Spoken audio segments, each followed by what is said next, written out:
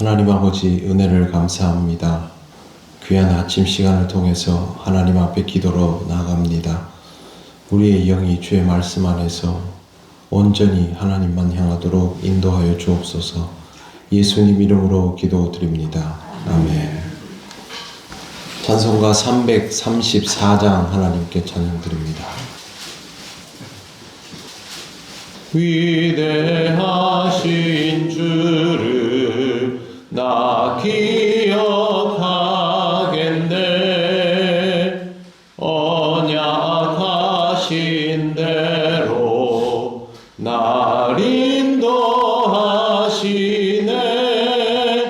저 단비와 같은 은혜 늘 내려주시니 그 크신 사랑으로 날 구속하셨네.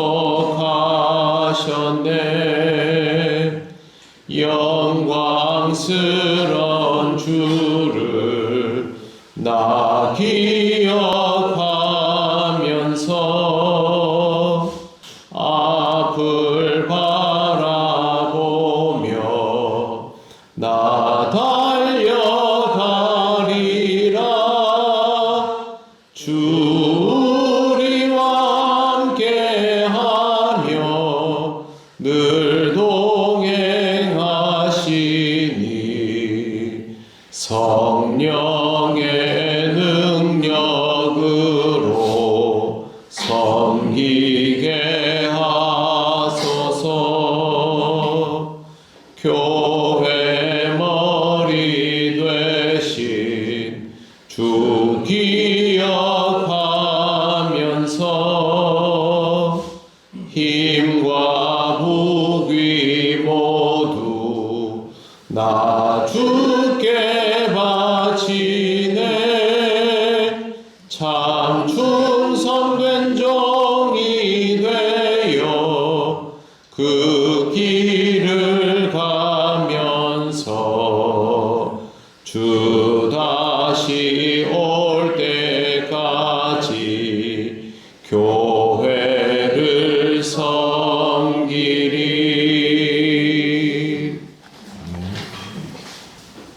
하나님 말씀 사도행전 8장 4절에서 8절입니다. 한 절씩 교독하겠습니다. 그 흩어진 사람들이 두루 다니며 복음의 말씀을 전할세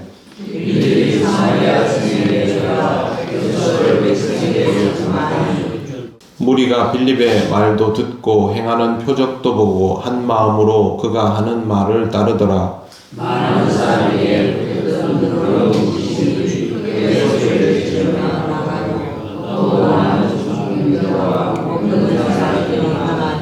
같이 읽겠습니다.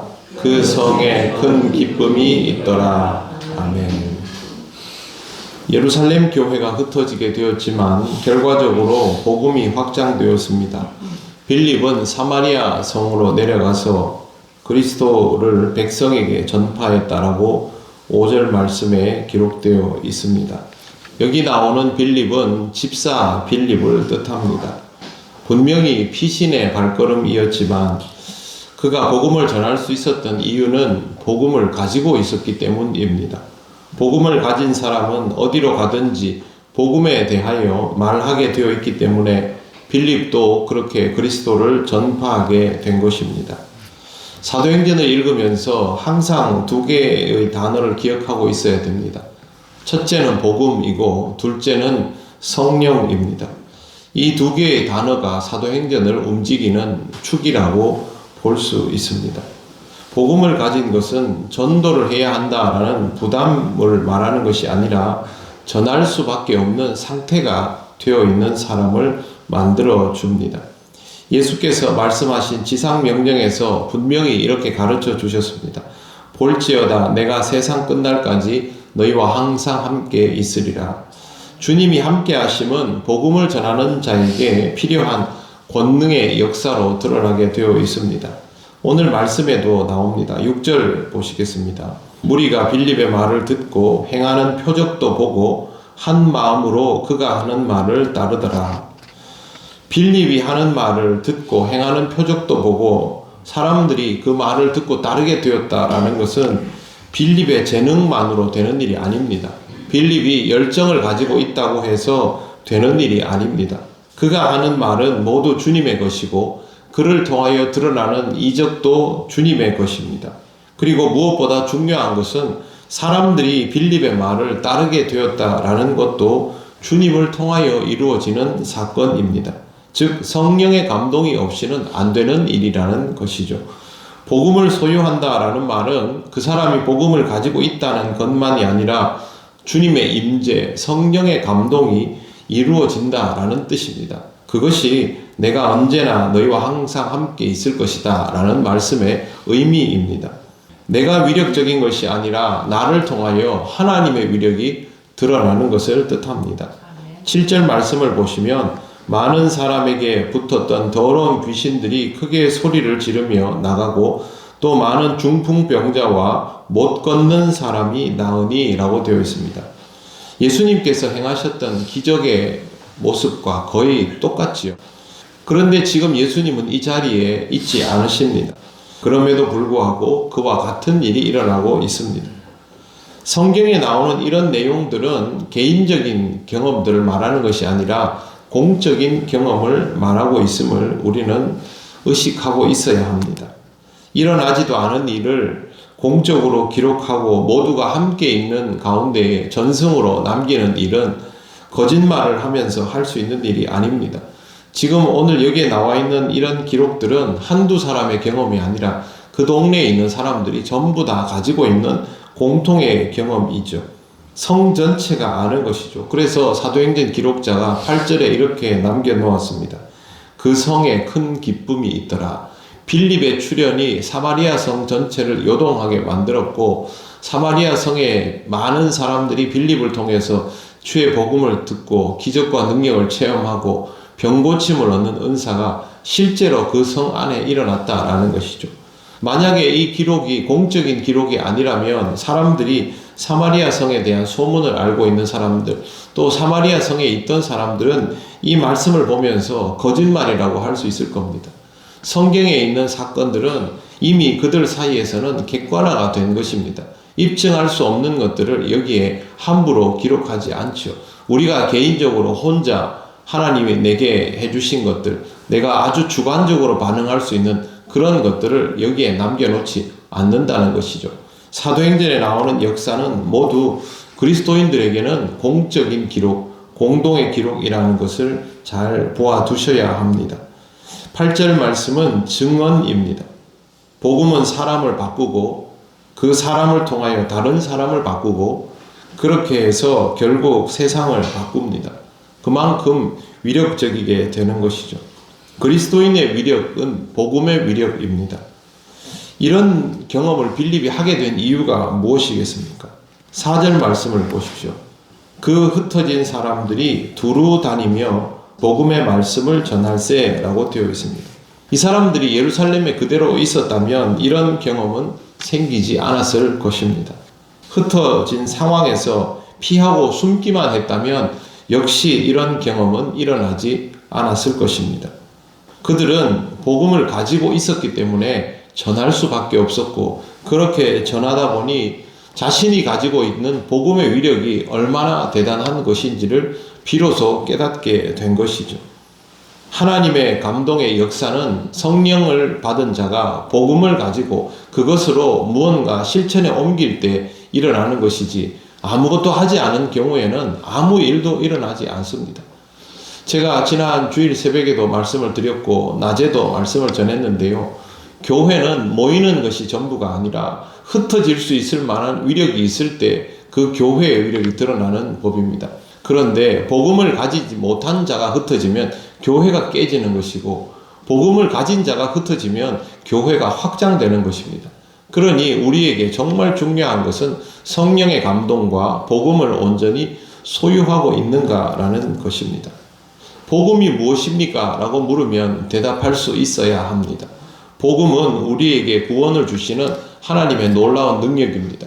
그것이 왜 복된 소식인가? 라고 물으면 얘기할 수 있어야 합니다. 죽을 수밖에 없는 나에게 생명을 주신 것, 죄로 인하여 극복되지 않은 내 모든 성품을 바꾸어 주시는 것, 이 일을 이루기 위하여 이 땅에 예수 그리스도를 보내어 주신 것, 예수 그리스도께서 친히 우리와 같이 되셔서 십자가를 지고 죽으심을 통하여 우리의 죄를 모두 짊어져 주셨다는 것, 부활하셔서 우리를 구원하셨고 우리가 복음을 통하여 새로운 삶을 살아갈 수 있게 되었다는 것, 실제로 그렇게 살아가 보면 인생이 달라졌다라는 것을 확인할 수 있음을 통해서 복음, 정말 복된 소식이 나에게 주어졌다라는 것을 고백할 수 있는 것, 이게 복음입니다. 이 복음을 내가 가지고 있지 못하면 나는 새로운 인생을 살고 있지 않기 때문에 다른 사람에게 복음이 얼마나 귀한 것인지를 말할 수가 없습니다. 그래서 우리는 복음을 가지고 있어야 합니다.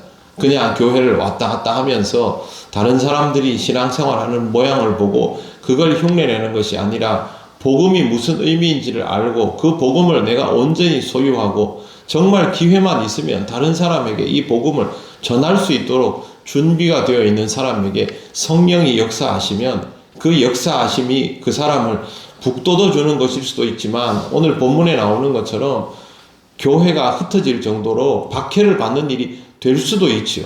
박해받는 상황으로 내가 떠밀려 나갈 수도 있습니다. 그러나 복음을 가진 자는 그렇게 떠밀려 가는 상황에도 복음을 전합니다. 그리고 그렇게 복음을 전하는 자리에서 하나님이 역사하십니다. 영이신 그리스도가 항상 함께 하셔서 사람의 변화를 경험하게 됩니다. 어젯밤에 제가 오래전에 알고 있던 지인인데, 운동하면서 만난 지인인데 밤에 저한테 연락이 왔습니다. 최근에 암이 걸렸었고 그리고 척추를 다쳐서 수술을 했었고 며칠 전에 이혼 도장을 찍고 그래서 죽을 결심을 하고 옥상에도 올라갔다 왔었다. 목사님 생각이 나서 전화를 했다 그러더라고요. 그래서 제가 그동안 기다렸던 이야기를 했습니다. 종교가 뭐냐라고 물으니까 자기는 무교인데 부모님이 불교라고 하더라고요. 그래서 지금 당신한테 제일 중요한 건 신앙밖에 없다. 다른 걸로는 지금 이 문제를 극복하고 싶어도 극복되지 않을 것이다. 그러면서 제가 복음에 관한 이야기를 잠시 해주고 그리고 그 설교 영상을 듣게 해주고 뭐 이런저런 이야기들을 해주었습니다. 저는 복음을 전해받을 수 있으면 좋겠다고 생각하고 기도해 주었습니다. 하나님께서 역사하시면 그 사람의 인생이 거기가 끝이 아니라 거기가 시작이 되겠죠. 복음을 전할 수 있다는 것은 한 사람을 살리는 일이라고 생각을 합니다. 아마 여러분 주변에도 아직도 주를 알지 못하고 인생에 너무나 힘겨운 그 순간들을 지나고 있는 사람들이 많을 겁니다. 우리도 그런 시절들을 다 보내어 보지 않았습니까?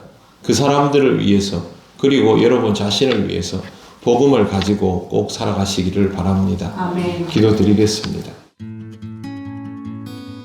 하나님 은혜를 감사합니다.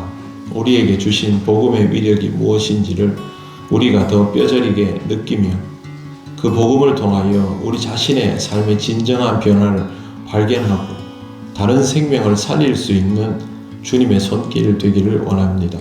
성령으로 충만하게 하시고 복음의 감동이 있게 하셔서 주의 복음을 전하는 기쁨으로 살게 하옵소서. 오늘도 하나님의 은혜 가운데 살아갈 수 있게 됨을 감사드리며 예수님 이름으로 기도드립니다. 아멘. 하늘에 계신 우리 아버지, 아버지의 이름을 거룩하게 하시며 아버지의 나라가 오게 하시며 아버지의 뜻이 하늘에서와 같이 땅에서도 이루어지게 하소서. 오늘 우리에게 일용할 양식을 주시고 우리가 우리에게 잘못한 사람을 용서하여 준 것 같이 우리 죄를 용서하여 주시고 우리를 시험에 빠지지 않게 하시고 악에서 구하소서. 나라와 권능과 영광이 영원히 아버지의 것입니다. 아멘.